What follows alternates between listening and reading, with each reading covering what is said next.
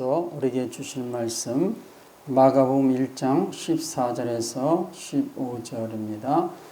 요한이 잡힌 후 예수께서 갈릴리에 오셔서 하나님의 복음을 전파하여 이르시되 때가 찼고 하나님의 나라가 가까이 왔으니 회개하고 복음을 믿으라 하시더라. 아멘.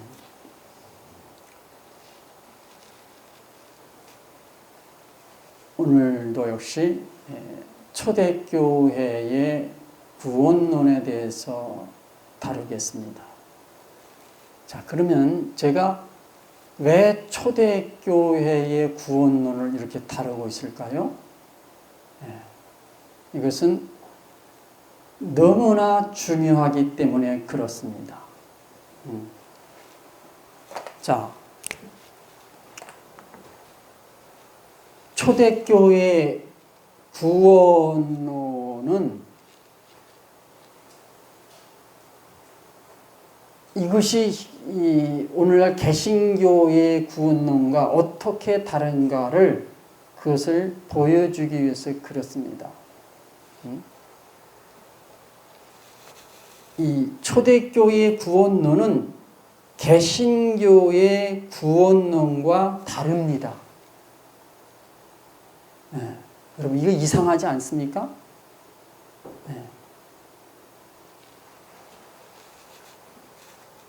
분명히 구원론이 다릅니다. 개신교의 구원론이 잘못되었음을 알 수 있습니다. 그래서 잘못된 구원의 교리를 믿으면 영생을 얻을 수 없습니다.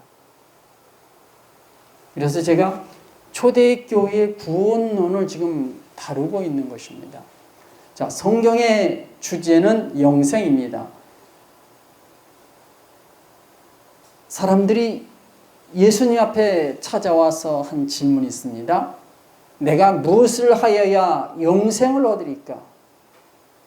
성경의 주제는 영생이요. 사람들의 주된 관심사는 구원이었습니다.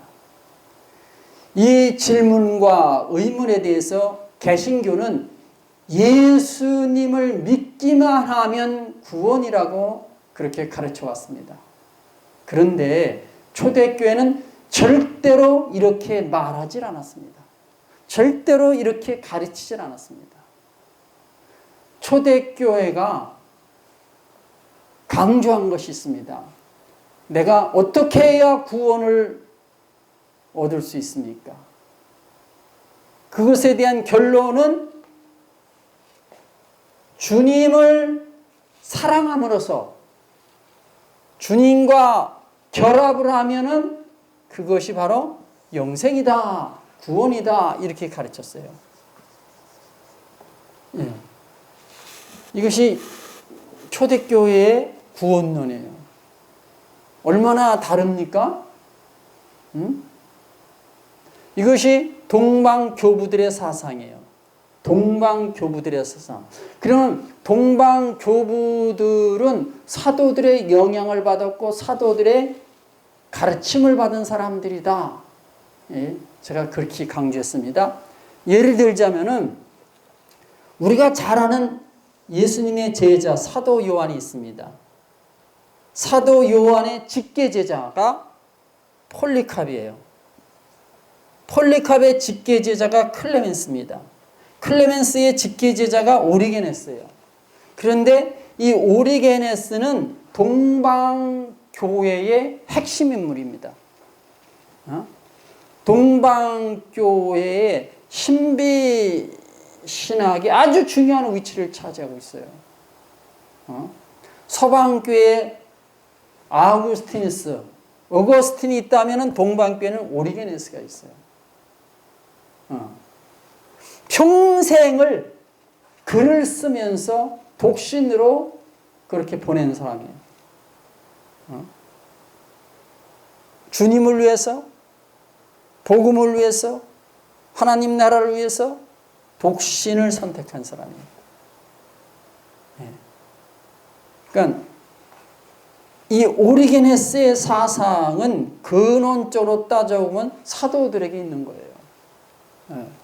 근데 오리게네스가 뭐라고 말했어요? 주님을 사랑함으로써, 그래서 주님과 결합하면 그것이 구원이요 영생이다. 문자적으로는 이렇게 말하지 않았지만 결국 신비사상의 핵심은 바로 이것이라는 뜻이에요. 주님을 사랑함으로써 주님과 연합하는 것이 구원이고 영생이라고 가르쳤습니다. 이것이 바로 동방 교부들의 이 흐름, 그 계보 중에 하나죠. 동방 교부들에 대해서 동방교회의 핵심 사상에 대해서 연구하려면 오리게네스를 연구하지 않으면 안 됩니다. 물론 이분들 다 중요한 분이 또 많이 있죠. 그렇지만은 그만큼 중요한 인물이다. 이게 어느 정도로 중요하느냐? 오리게네스에 대해서 이렇게 후세가 말합니다. 모든 정통신앙의 아버지다. 모든 정통신앙의 아버지다. 그러면서 동시에 또 뭐라고 말해요? 모든 이단 신앙의 아버지다. 또 이렇게 말해요. 아이 참 특이하죠. 모든 정통신앙의 아버지요. 모든 이단 신앙의 아버지다. 오리게네스를 이해한 사람, 오리게네스를 이 주장을 핵심 사상을 잘 이해하면 모든 정통신앙의 아버지라고 말하고, 오리게네스를 이해하지 못한 사람은 뭐예요? 그를 반대하는 사람은 모든 이단 신앙의 아버지다. 이렇게 말하는 거예요. 하나님의 신비에 대해서, 말씀의 신비에 대해서 오리게네스가 주장을 많이 했어요. 그러니까 이단들이 그것을 훔쳐가서 따가서 자기들이 사용하고 있는 거예요. 그 동방 교부들의 사상 가운데 뭐가요?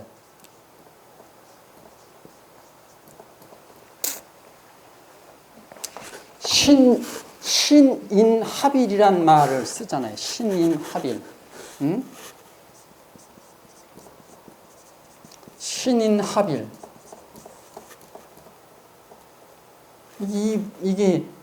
이게 결국은 주님을 살아서 주님과 결합하는 거예요.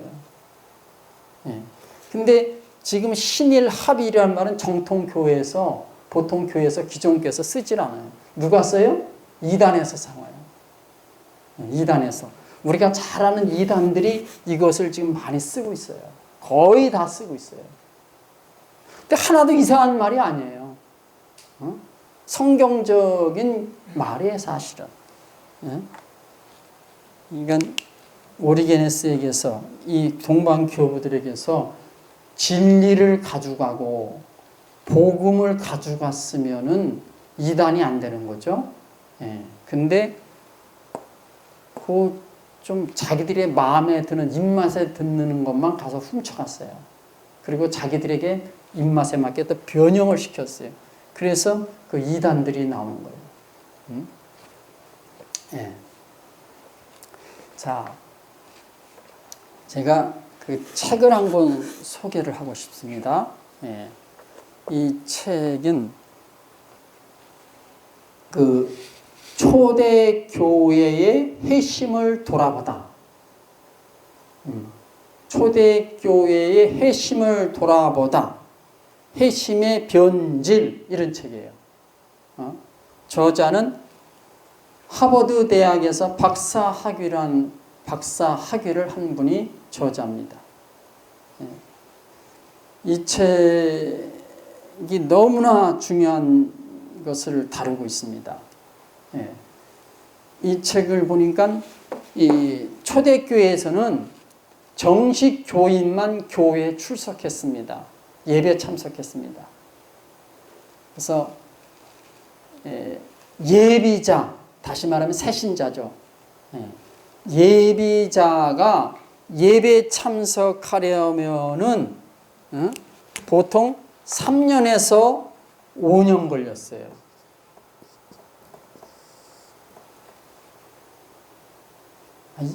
여러분, 이게 특이하지 않아요?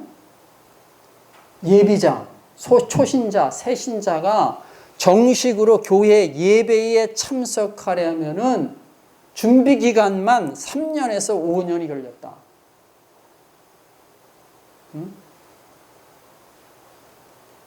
지금 그런 얘기를 하고 있어요. 그러니까 계속 교회에 출석하기 전에 계속 이 교회 봉사자들, 그 선생들한테 개별적으로 혹은 이렇게 지도를 받으면서 3년에서 5년 동안 그렇게 교육을 받고 검증을 그렇게 받는 거였죠. 그래서 이 기간이 어느 정도 대략 되면은 이제 인정을 받을 수 있는 거죠. 그래서 검증을 거쳐서 인정을 받으면은 그제서야 비로소 세례받고 교회 예배에 참석할 수 있었다. 이렇게 말해요. 특이한 상황이죠. 그러니까 초대교회는 3년 동안 이 예비자들을 심사를 하고 검증을 하고 그랬던 거죠. 그래서 이 초대교회는 믿음과 행함을 나누지 않았습니다. 믿음과 행함을 하나로 보았어요.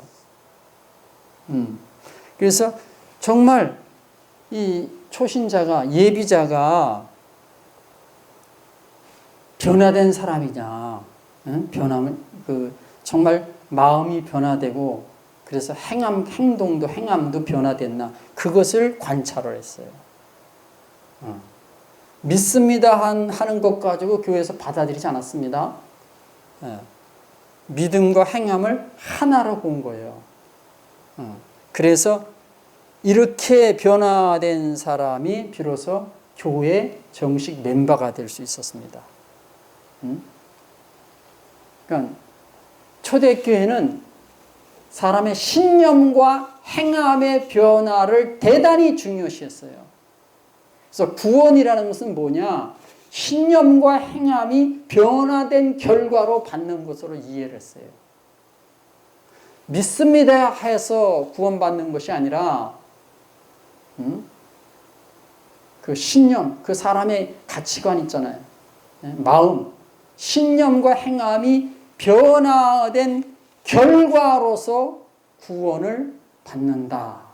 이렇게 이해를 했습니다. 그래서 주님을 사랑함으로써 주님과 결합하는 것이 구원이 영생이다. 주님을 사랑한 결과는 그것은 구원이다, 영생이다. 이렇게 보는 거죠. 주님을 사랑한 결과요. 사랑이란 뭐예요? 믿음이라는 것은 행함에 들어있는 거예요. 행함이 있다? 그럼 믿음이 있는 거고. 믿음이 있다? 그러면 행함이 있는 거예요. 초대교회의 가르침이에요. 그래서 이 초대교회가 그 예비자들에게, 새신자들에게 강력하게 요구한 것이 뭡니까? 회개요, 회심입니다. 회개와 회심을 강력하게 요구했어요. 그 신자들에게 있어서 가장 중요한 것이 뭐냐? 회개요, 회심이었다 이거예요.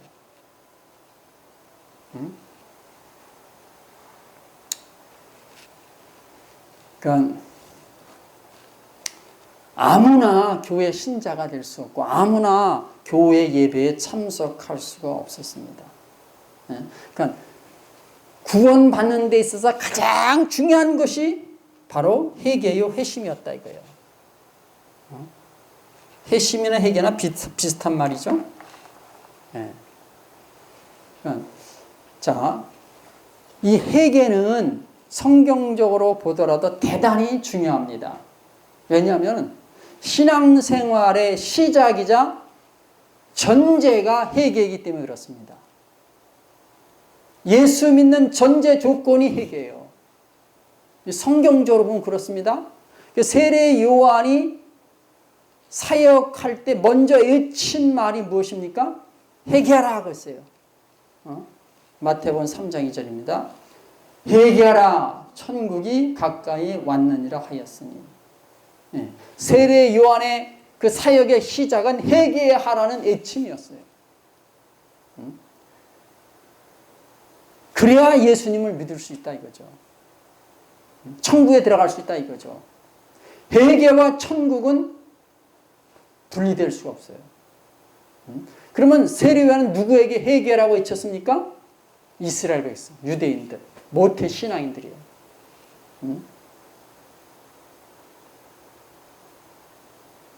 아니, 지금까지 하나님을 잘 믿어온 이스라엘 백성들에게 회개하라고 외친 거예요. 예수님도 공생애를 시작하시면서 회개하라고 외쳤어요. 마태복음 4장 17절. 이때부터 예수께서 비로소 전파하여 이르시되 회개하라 천국이 가까이 왔느니라 하시더라 했어요. 세례 요한의 애침이나 예수님의 애침은 동일합니다. 예수님이 누구에게 회개하라고 하셨습니까? 이스라엘 백성이죠. 1차적으로 모태 신앙인은 유대인들을 향하여 말씀하신 겁니다. 유대인들은 조상대대로 하나님을 믿어왔던 사람이에요. 늘 성전에서 제사를 드려왔던 사람들입니다. 그러니까 예수님이 먼저 회개하라고 하신 사람들은 이미 하나님을 믿고 섬겨온 사람들이에요.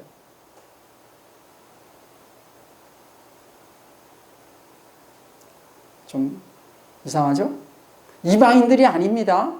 불신자들이 아닙니다. 그러면 예수는 왜 이들에게 회개하라고 하셨을까요? 회개가 반드시 필요한 사람들이었기 때문에 그렇습니다. 천국 백성이 되는 전제 조건이 회개였기 때문에 그렇습니다. 구원받는데 회개가 필수 조건이었기 때문에 그렇습니다. 세례요한도 회개와 천국을 동시에 말했고 예수님도 회개와 천국을 동시에 말했어요. 자, 지금 유대인들 이스라엘 백성을 향해서 회개하라. 그러면 그 말은 무슨 뜻입니까? 회개하라는 이 말 속에는 이스라엘 백성은 아직 영생을 얻지 못했다. 이 말이 들어있는 거예요.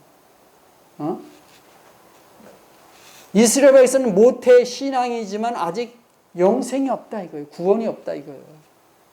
이스라엘 백성은 늘 성전에서 제사를 드려온 사람들임에도 영생이 없다 이거죠. 율법을 지켜왔는데 그 율법을 통해서 아직 구원을 받지 못했다 이거예요. 이 사람들 율법을 안 지킨 게 아니에요. 지켜왔는데 성전에서 예배드려 왔는데 모태 신앙인인데 하나님을 늘 지금까지 섬겨왔는데 근데 예수님이 회개하라고 하신 거예요. 회개하라.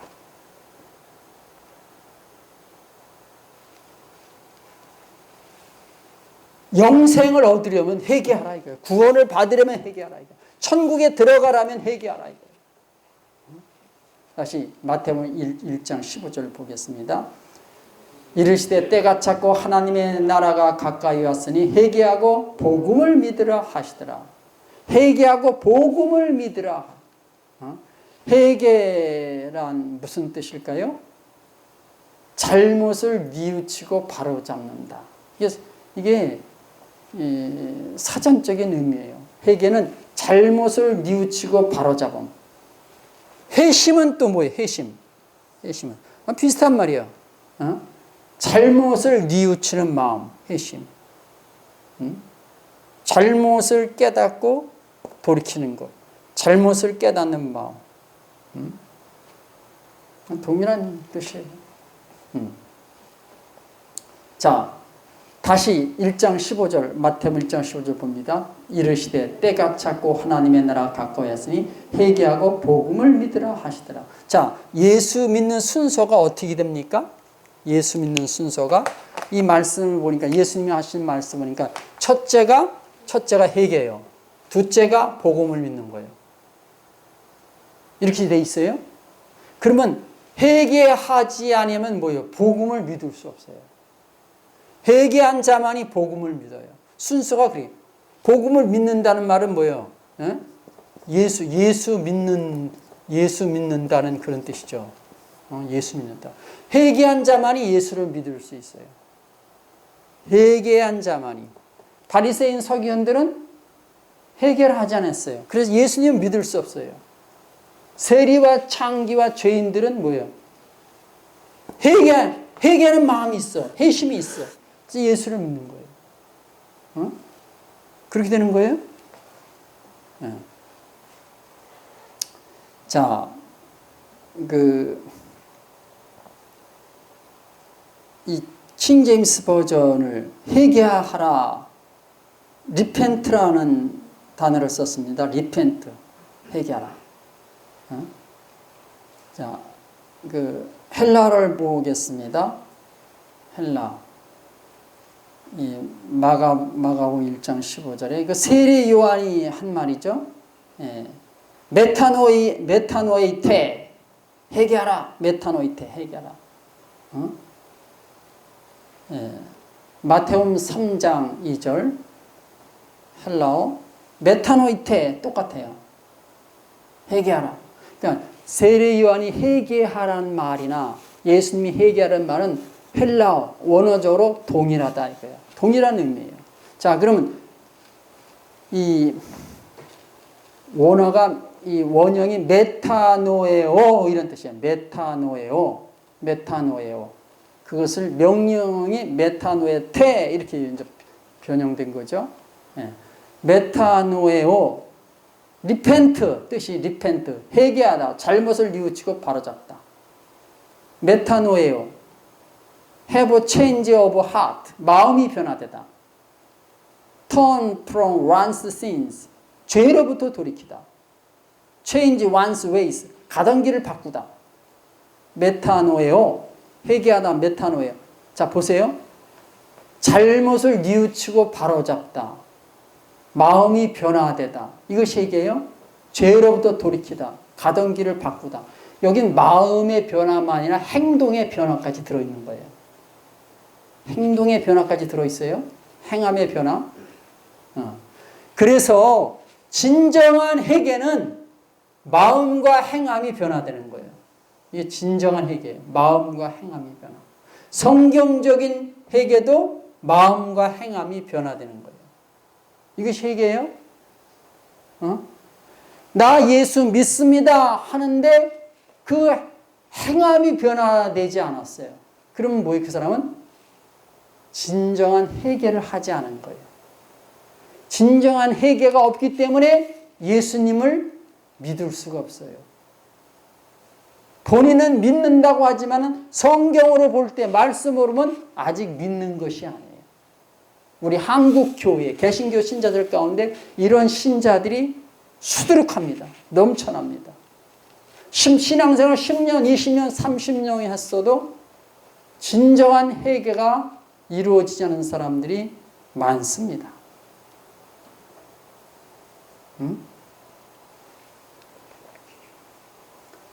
자, 그러면은 사람이 진정으로 회개했는지 안 했는지를 어떻게 알 수 있습니까? 믿음을 보고 알 수 있습니까? 아닙니다. 행함을 통해서 알 수 있는 거예요. 삶의 모습을 통해서 알 수 있습니다. 그래서 삶이 변화되지 않으면 진정한 회개를 하지 않은 거예요. 자, 예수 믿는 순서는 회개라고 했어요. 회개하고 복음을 믿으라고 했어요, 예수님이. 회개가 이루어져야 돼요. 여기에는 마음의 변화와 행함의 변화. 다 포함된 거예요. 그리고 나서 복음을 믿는 거예요. 근데 만약에 회개하지 않으면 복음을 믿을 수가 없어요. 그럼 회개하지 않은 자가 복음을 믿는다. 자기는 믿는 거죠. 그러나 성경으로 볼 땐 믿는 게 아닙니다. 왜요? 진짜 복음이 아니기 때문에. 육의 말씀을 믿는 거예요. 문자적인 말씀 믿는 거예요. 그렇게 하면 영생이 없습니다. 그래서 이런 관점에서 보면 이것이 동방교회의 가르침이에요. 동방교부들의 가르침이에요. 그래서 이런 관점에서 보면은 어떻게 됩니까? 예? 구원받은 자는 어떤 사람이냐? 마음과 행함이 변화된 자다 이게. 구원받은 자란 마음과 행함이 변화됐다. 마음이 변화됐다는 것은 뭘 말하는 거예요? 가치관이 변화되는 거예요. 생각과 의식이 달라지는 거예요. 사고방식이 달라지는 거예요. 행함은 뭐예요? 삶이 변화된 거죠. 그래서 이 동방교회, 그러니까 초대교회예요. 초대교회는 구원받은 자를, 마음과 행함이 변화된 자를, 이거를 그냥 당연하게 여겼습니다. 당연하게 했어요. 그러니까 구원받은 자가 겉과 속이 다르다? 초대교회에서는 그런 사람이 있을 수가 없어요. 겉과 속이 다르다? 구원받은 자라 할 수 없어요. 아니, 집사, 권사, 장로, 목사면 뭐랍니까? 겉과 속이 다르면은 그거는 천국 백성이 아닌데. 초대교회는 그렇게 가르쳤는데요. 성경이 그렇게 말하고 있는데.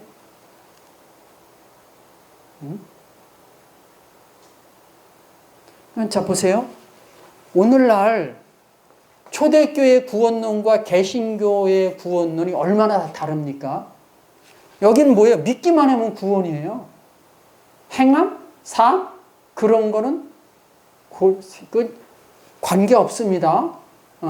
죽기 전에 믿는다고 고백하면 천국이에요. 그러니까 개신교 구원론이 잘못된 거예요. 잘못됐어. 초대교회 교부들은 사도들의 가르침을 받은 이 사도들의 제자들은 그렇게 가르치질 않았어요.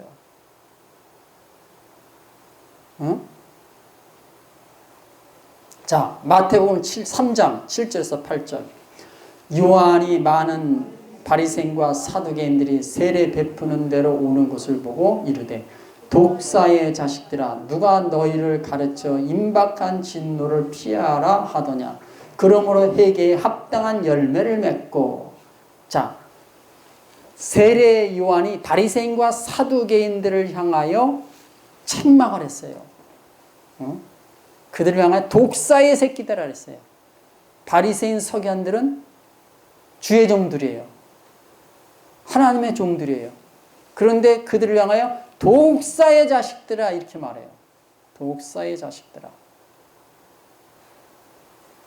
그러면 이 사람들은 뭐예요? 아직 회개도 하지 않았고 하나님도 믿지 않는 사람들이에요. 자기들은 철저하게 율법을 지키고 말씀대로 산다고 하는데 세례 요한은 천만의 말씀이다. 너희들은 독사의 자식들이다.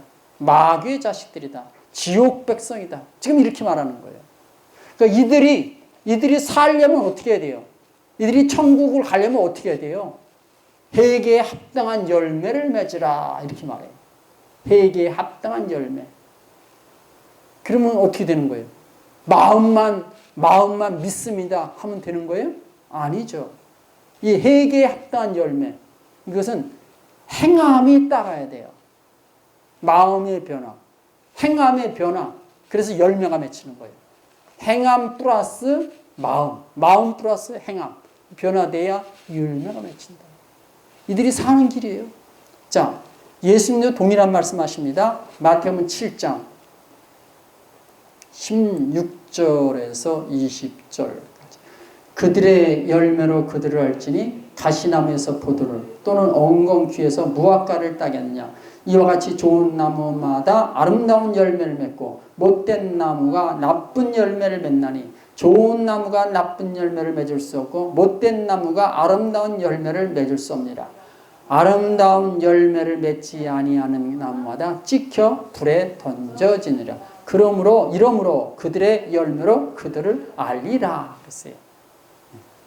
자, 그들의 열매로 그들을 알지니 그들의 열매로 그들을 알리라 그랬어요. 열매란 것은 뭐예요? 마음과 행함이 변화될 때 열매가 맺히는 거예요. 그 회개의 여부는 열매로 한다. 구원 받았는지 못 받았는지는 열매로 한다. 그런 뜻이에요.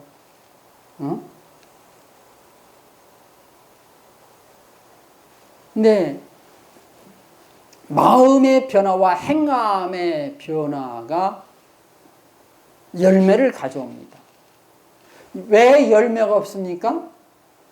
둘 중에 하나가 결여된지 둘 다 없든지. 그럼 열매가 없는 거예요. 초대교회가 신자들의 강력하게 요구한 것은 초대교회가 진짜 강력하게 요구한 것이 뭐냐? 마음의 변화만이 아니라 행함의 변화를 요구했어요. 당연한 거예요. 이건 당연한 거예요. 행함의 변화. 그래서 이렇게 마음의 변화되고 행함이 변화된 것을 교회에서 인정받는데 3년에서 5년 걸렸다. 이런 뜻이에요. 근데 한국교회에서는 어때요? 3년 정도 되면 집사직분 받아요. 선생 노릇합니다. 그러니까 초대교회는 행함이 변화되지 않은 자를 정식 교인으로, 신자로 인정하지 않았습니다. 예배에 참석 못합니다. 이 후세교회 입장에서는 이해가 안 되는 일이죠. 오늘 개신교의 입장에서, 이 개신교 입장에서는 이해가 안 되는 일이에요. 충격적인 사실, 충격적인 사건이기 때문에 그렇습니다. 자, 중요한 것은 이겁니다. 성경이 말하는 회개, 이 회개라는 것은 원어적인 뜻으로 볼 때 마음과 행함까지 변화되는 것을 다 포함됩니다. 오늘날 개신교가 잘못된 이유, 개신교 구원론이 잘못된 이유는 뭐예요? 행함을 무시하기 때문에 그렇습니다. 초대교회의 가르침을 따르지 않기 때문에 그래요. 사도들의 가르침을 따르지 않는 거죠. 따지고 보면은. 이것은 오늘날 우리 한국 교회에 주는 정말로 충격적인 사실입니다. 기도하겠습니다.